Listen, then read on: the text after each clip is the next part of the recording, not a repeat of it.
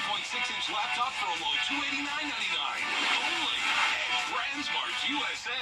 Chief Meteorologist Tim Miller. Weather coverage you can count on. The Live 5 for 6 Skyview Network, sponsored by Terry Lambert Hyundai. We had rain earlier today. Overall, it's been very cloudy. It is dry for now, but we'll have another chance of rain and even some strong storms later on this evening. All those details coming up. Right now on News Channel 6 and 4, we're breaking down a few of the local races ahead of Georgia's big primary next week. Also ahead, will Augusta leaders agree to hire an audit firm for the Recreation Department? The decision made today. And what happens when a police dog is hurt in the line of duty? We're digging deeper into a proposed bill to protect those canines as Yours at 4 starts now.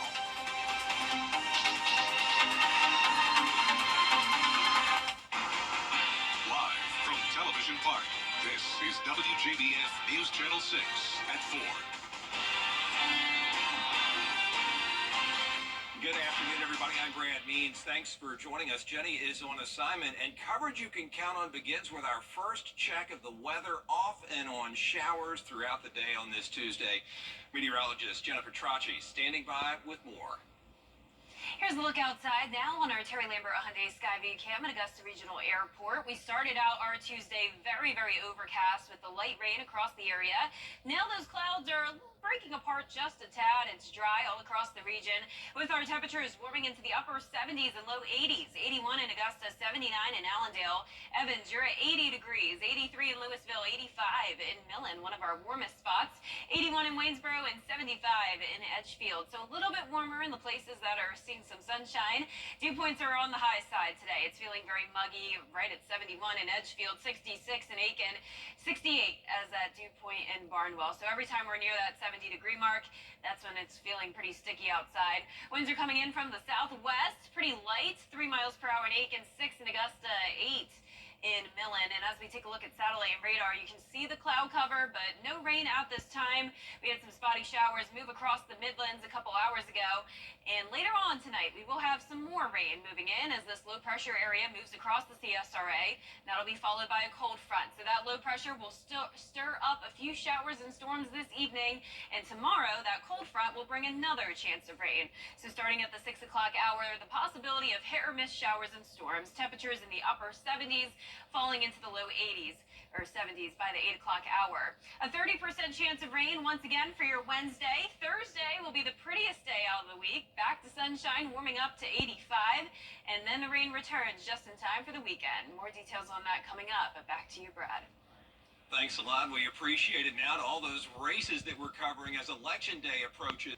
We now know the cause of death of Jamila Smith, a case that we have been covering for months now. The Aiken County coroner saying Smith died as a result of a gunshot wound to the head.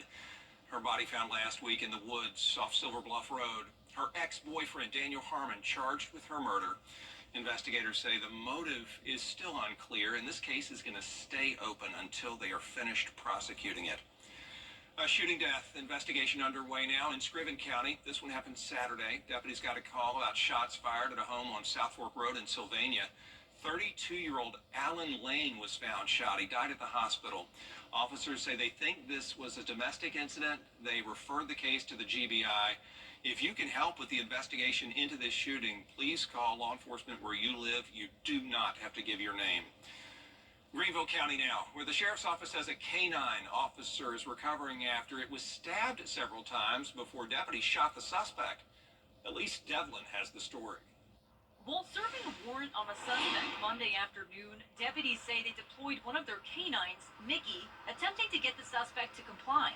They say the suspect then stabbed the canine multiple times, and 3 of their first responders fired their weapons at the suspect. This is a situation that has been brought to the attention of lawmakers in recent years, with some hoping stricter penalties can be set in place for those attempting to hurt a canine. That bill is currently in the State House. Sheriff Lewis says canines serve alongside his men and women and deserve to be recognized as law enforcement too. I can tell you that K9 is doing very well this morning. He got up, moved around a little bit. Very thankful for that. The handler's been with him. He's doing well. You know, it's pretty traumatic what happened, but thankful he's alive. He also says just like those men and women, canines have loved ones and mean more than just their job. Hoping that sweet dog gets well soon and gets back on the job. Sheriff Lewis, by the way, says he's going to release the suspect's name and the charges that he's facing sometime in the near future while SLED continues to investigate. Did you know the state of Georgia requires fewer hours of basic training for law enforcement officers than any state except Hawaii? That's according to an investigation by the University of Maryland and the Associated Press. New recruits need the equivalent of about 10 regular work weeks. And then, of course, once they are on the job, they face so many unpredictable and dangerous situations. Sometimes they subdue people using force that isn't supposed to kill, but this report says it does. From 2012 through 2021, 30 people died in Georgia after encounters in which officers used less lethal force, such as holding someone's face down. That's called prone restraint. The inaugural Georgia Cyber Innovation Summit kicks off tonight. Professionals and students in the cyber industry getting together to learn the latest in cyber technology. There will be experts and leaders from companies all over the world talking about AI and cybersecurity and how that technology can be used against one another. They're going to have experts from Microsoft, Truist, the state of Georgia, and others. The summit aiming to provide training, information on the latest trends, and of course, opportunities to network. It's important to bring everybody in, get them exposed, get them excited, and then continue to follow up with programs as they go through high school so they're prepared for the next step, either in college, a university, or directly into the workforce. That summit starts tonight. A reception starts at 5:30. The main part of the event, though, is tomorrow from 7:30 in the morning until 5 p.m. Tickets $50 for professionals, free for students. There's more information and a link to sign up at WJBF.com. Coming up tonight, the NBA kicking off one of the most anticipated seasons in the league's history. A preview for you next. And today was the Augusta Green Jackets Education Day. I was out there teaching kids all about meteorology and throwing the first pitch. I'll have more details on that.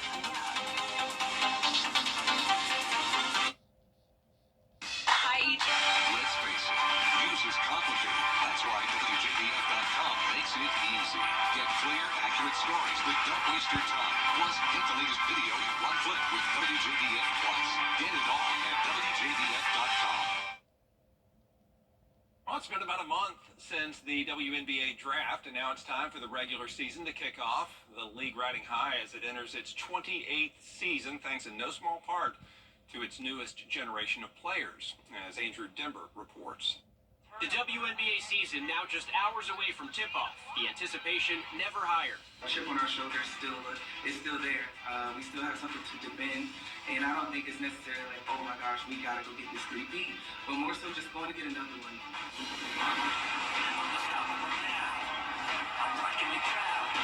Rookie superstars Cameron Brink, Angel Reese, and Camila Cardozo bringing an unprecedented level of interest in women's basketball, along with Caitlin Clark getting much of the attention.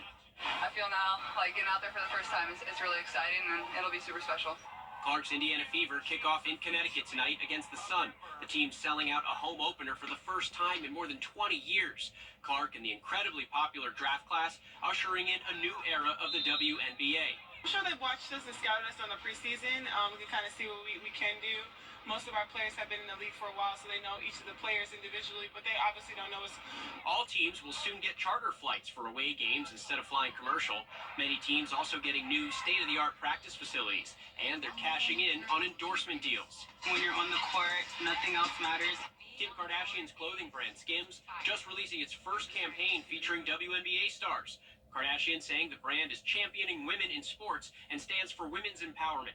Caitlin Clark already signed a reported $28 million deal with Nike, but one WNBA star suggests Clark's success has a lot to do with being white. Las Vegas Aces star Asia Wilson saying, "It doesn't matter how hard I work, it doesn't matter what we all do as black women, we're still going to be swept underneath the rug." That's why it boils my blood when people say it's not about race, because it is. What's indisputable, this will be a season like no other. Andrew Dimber, ABC News, New York. The 4 WNBA games tonight will air on ESPN2 and ESPN+. 2 games, the Fever and the Aces games, will also stream on Disney+. And tonight, the Las Vegas Aces begin a pursuit that only one other team, the Houston Comets, has ever done in league history. Coming up, the Augusta Green Jackets celebrating education. And News Channel 6 was there. Look at that form by that pitcher. Who is she?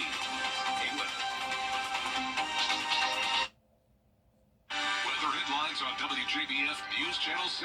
Brought to you by Hickson Roofing. If your roof needs fixing, call Mr. Hickson. Well, one morning, me and my wife were headed to work. Bus came out right in front of us, and then I woke up hours later in the emergency room. I was worried about the health and well-being of my wife. My son contacted Austin Jackson. They took all the pressure off. They said they were handling everything, and when they meant everything, they meant everything. I would recommend Austin Jackson Law Firm because they relieve you from all the pressure. Get Austin Jackson, the Augusta guy. Men's clothing.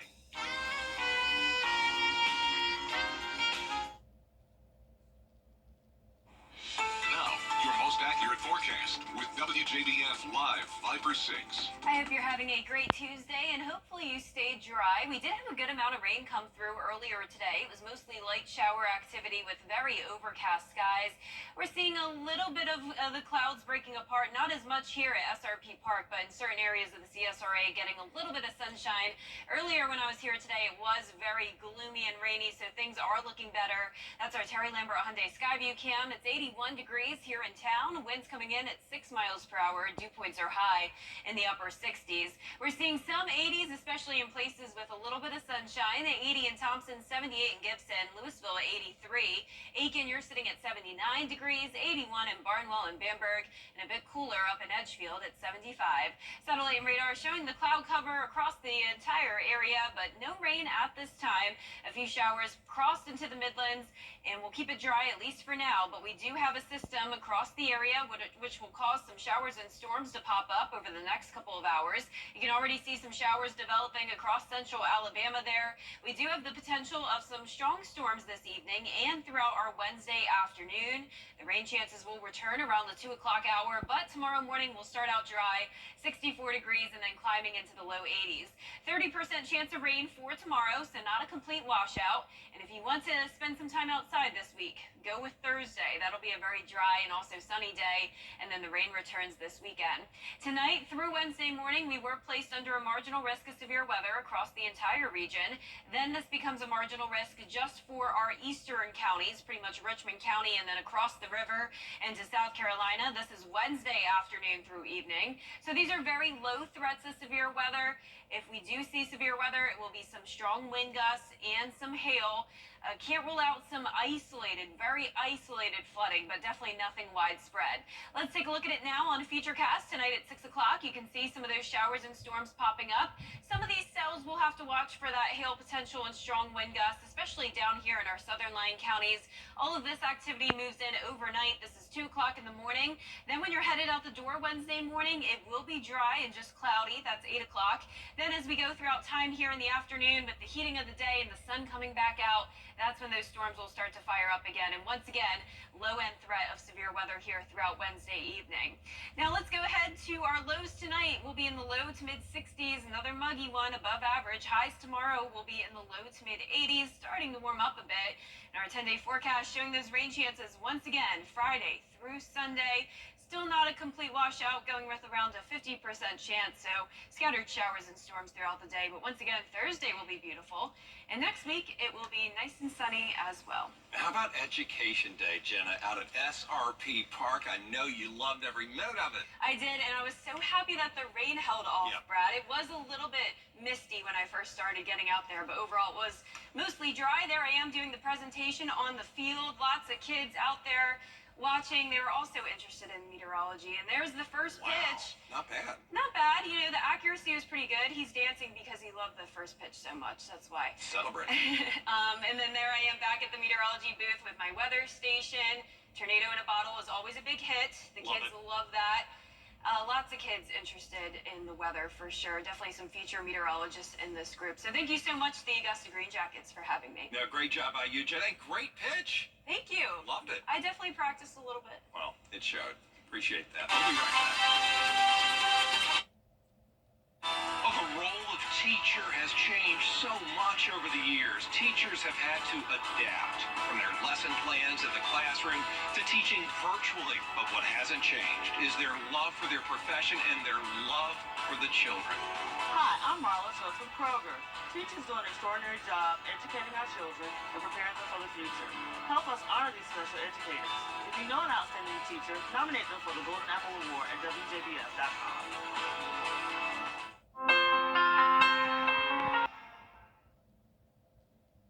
A local woman has been getting a lot of praise for her interesting hobby. She's an artist, Brianna Alley, and she's been making jewelry out of cicada wings.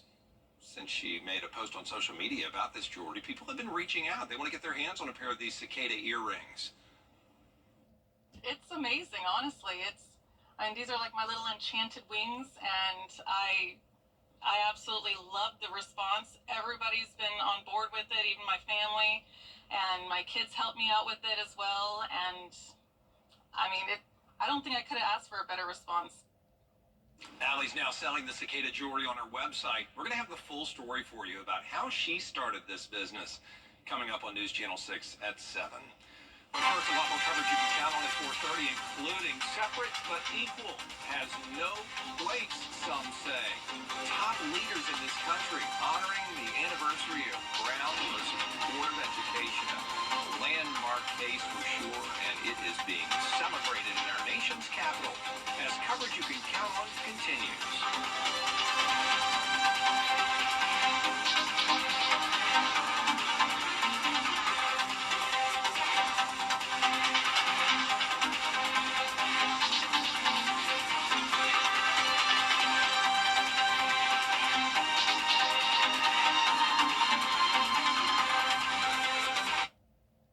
Back again, Lambert Hyundai.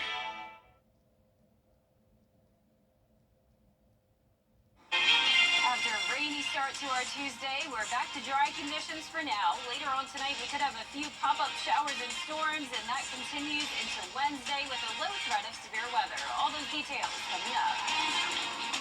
Now at 4:30, 70 years later, we're marking the anniversary of a case that outlawed segregation in public schools. A look at how leaders are commemorating Brown versus Board of Education. Plus, President Biden hit China with new tariffs today in an effort just a week away from the May primary. One local community and county leading the state in early voting numbers. A look at who's ahead of the pack. And your news at 4:30 starts now. Live from Television Park, this is WJBF News Channel 6 at 4:30. Good afternoon, everyone. I'm Dee Griffin. Thanks so much for joining us. Coverage you can count on begins in Florida, where at least 8 people are dead and 45 injured after a bus carrying farm workers crashed on a state highway. The bus collided with a pickup truck early this morning in Marion County. That's just west of Ocala. The impact of the crash caused the bus to veer off the roadway and overturn. Look at the pictures here. 8 of the injured are said to be in critical condition. The NTSB is investigating what caused this crash. We'll stay on top of the story for you. Well, Hunter Biden is expected to go to trial on federal gun charges next month. A judge today set the date for June 3rd in Delaware. The trial is expected to take several days. Biden lost his attempt to get the case dismissed at the appeals court level. He's pleaded not guilty to lying about his drug use while buying a firearm in October of 2018. He has acknowledged being addicted to illegal drugs at that time. His other trial on tax charges is tentatively set to start next month in California. Time now for us to take a first look at our weather with meteorologist Jennifer Tracci here for us today. And the rain kicked off this day, but the sun said, move out of the way. I'm here. That's right. I told it to do that, Dave, because Thank I you. was out there SRP Park, That's and right. I couldn't have the rain. Yes, good job, good job. It started raining during my presentation, and I was like, nope, we're done. We're done for the day, and it finally let up, and I was so glad it was dry for the rest of the Green Jackets game. It was definitely very cloudy, and it was warm and muggy, but at least we didn't have any heavy rain or any thunderstorms.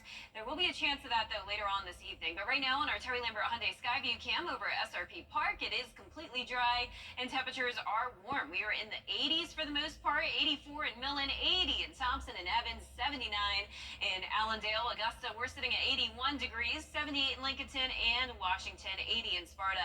Dew points are in the upper 60s to around 70 degrees, so definitely some high humidity today with the on and off rain and storms. Winds are coming in from the southwest, 6 miles per hour in Augusta, 9 in Wrightsville, 8 in Millen. And as we take a look at satellite and radar, pretty cloudy conditions across the CSRA, a little bit of sun trying to peek out, but for the most part, the clouds sticking around throughout our Wednesday as well. Low pressure system across our area. This warm front will warm us up even more tomorrow as it lifts through, and it will also bring us chance of some storms tonight. You can already see some of those showers forming in Alabama, and then another round will move in tomorrow that's currently ahead of that cold front. So in the meantime, tonight at 6 o'clock, upper 70s with that chance of rain and storms, all very isolated activity, definitely nothing widespread. 30% chance of rain and storms tomorrow. Thursday will be beautiful, a great day to be out and about, 85 degrees, and then back to those rain chances Friday and throughout the weekend. More details on all of that coming up, but back to you, Dee. All right, thanks so much. We'll see you then. Multiple U.S. airlines are suing the Biden administration. She is the first Chinese-American woman elected to Congress coming up. We have a special report for AAPI Heritage Month. Representative Judy Chu shares her path to politics.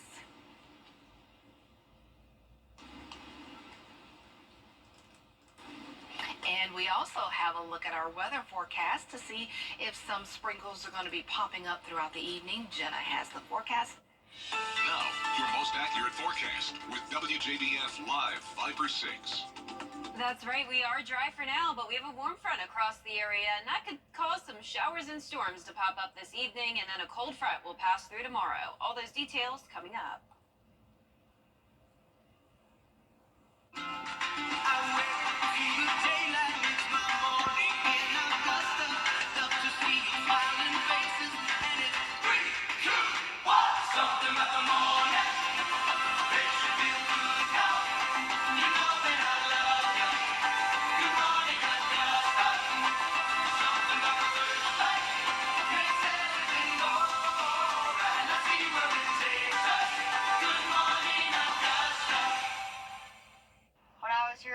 Available for a limited time only. It's bow time.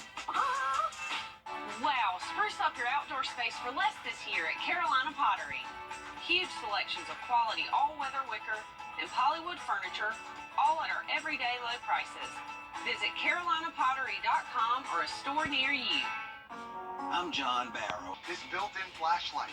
Smart bed, smart buy. At their Rooms to Go Memorial Day sale. Book direct flights to Washington, D.C. at flyags.com.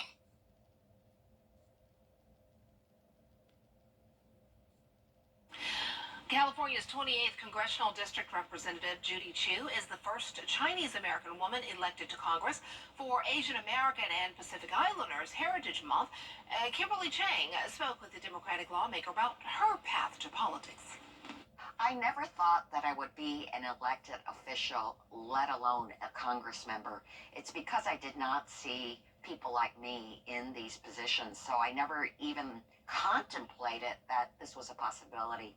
Going into politics wasn't in this LA native's original plan, but U.S. Representative Judy Chu would become the first Chinese-American woman elected to Congress.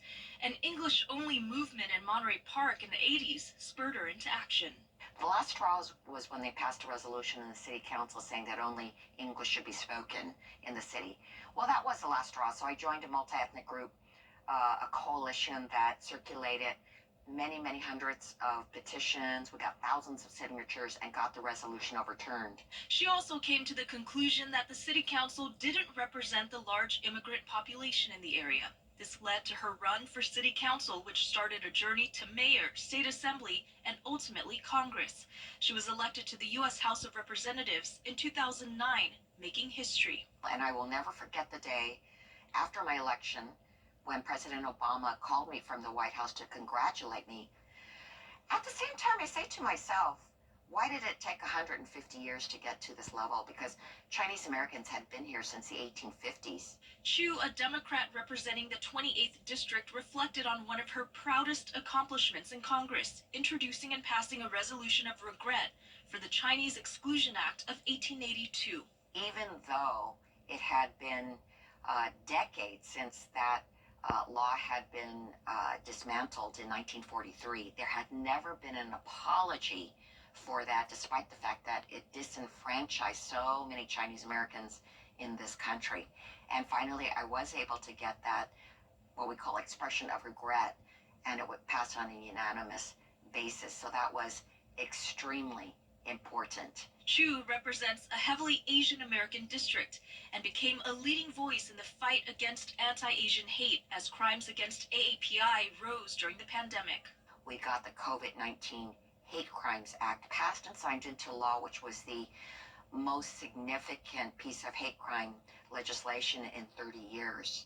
And as chair of the Congressional Asian Pacific American Caucus, she continues to advocate for the needs and concerns of AAPI communities. I have other bills that are in the pipeline. My Reuniting Families Act, one of the biggest problems that Asian Americans face is the fact that there's a huge 4 million people backlog on immigration visas, and this is simply to unite families. We also have to make sure that Asian American content is in the school curriculums.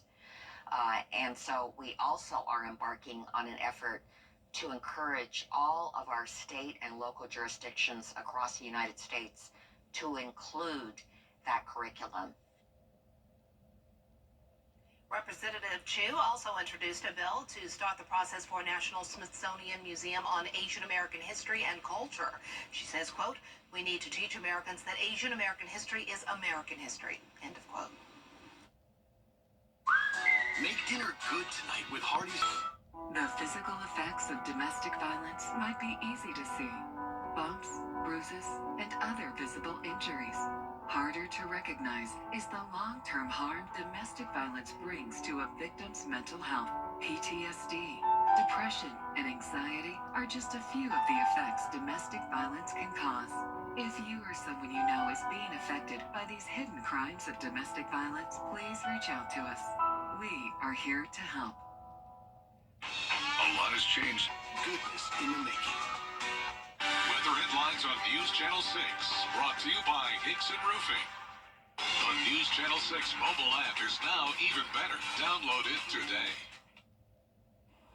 Now, your most accurate forecast with WJBF Live 5/6. Welcome back. Earlier today, I was the guest speaker at Education Day. This was held by the Augusta Green Jackets at SRP Park. Not only did I get to throw the first pitch and do a presentation on the field, but I got to meet so many awesome kids of all ages and got to teach them all about meteorology. And as usual, the tornado in a bottle was a big hit. Lots of kids love to see that and learn about my weather instruments as well. So thank you so much to the Augusta Green Jackets for having me today. And thank you to all the people here in these photos. I had a great time hanging out with you. Our Terry Lambert Hyundai Skyview Cam now at Augusta Marriott showing a very cloudy view. It is dry for now, though. We had the rain come through earlier, but now there is not a drop across the CSRA. We're sitting at 81 degrees. Humidity is high. Dew points in the upper 60s. Winds coming in at 6 miles per hour. Most of us in the 80s. 80 in Washington, Crawfordville, Thompson, Gibson. 82 in Louisville. 79 in McCormick, Aiken at 81, 79 as well in Barnwell, and 82 down in Sylvania. Satellite and radar showing the cloud cover breaking apart just a bit. A few showers passed by earlier across the Midlands, but for now, there's no rain, even to the immediate west of us. But out further towards the west in Alabama, we do have some showers starting to form, even moving into Atlanta.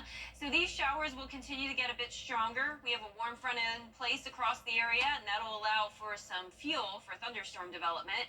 So later on this evening, a few showers and storms around, and then we'll be watching this cold front because some more storms could move in tomorrow afternoon. For the most part, though, tomorrow tomorrow will be dry. 6 o'clock will be dry. 64, climbing into those low 80s in the afternoon. And around the 2 o'clock hour is when we do have a chance of rain. Only giving it a 30% chance, though, and then we'll be drying out again on Thursday. And then the rain chances come right back, unfortunately, for the weekend. Our outlook today for severe weather shows a marginal risk tonight through Wednesday morning across the entire region. Then this becomes just around half our area Wednesday afternoon through evening. And both these threats are very, very low. So I'm not expecting widespread severe weather by any means, but some of these storms could get strong with some strong wind gusts and some hail. Also can't rule out some minor isolated flooding, but there is no tornado threat here. Our futurecast tonight at 6 o'clock showing some of those showers and storms starting to move in. As we go into the 10 o'clock hour across the metro, there should be some rain, and then this continues into the overnight hours. We'll have to watch our southern counties closely here. Some of these cells do look pretty strong with that hail potential, but when you're headed out the door Wednesday morning, we'll be back to dry conditions, just pretty cloudy. Now, as we go through time here and get to Wednesday afternoon, with the heating of the day and some of that sunshine coming out, we'll have additional fuel for some storm development that'll last until around 9 o'clock on Wednesday evening. Tonight, though, our lows will be in the low to mid 60s. Highs tomorrow will be in the low to mid 80s. And that 10-day forecast showing the very warm temperatures all of this week and next. Still no 90-degree days, though. And if you want to spend some time outside, I highly suggest you pick Thursday, because we will be right back to those rain chances Friday through the weekend. Most of the next week will be dry and sunny, though. Okay, so we get one day, like you said, pick Thursday. Yeah, pick Thursday. Do something fun. Yeah, very summer-like storm pattern here. All right, we're used to that. Thanks so much. Well, now to our nation's capital, where lawmakers are commemorating the anniversary of Brown versus the Board of Education 70 years later. Jessie Chenor reports.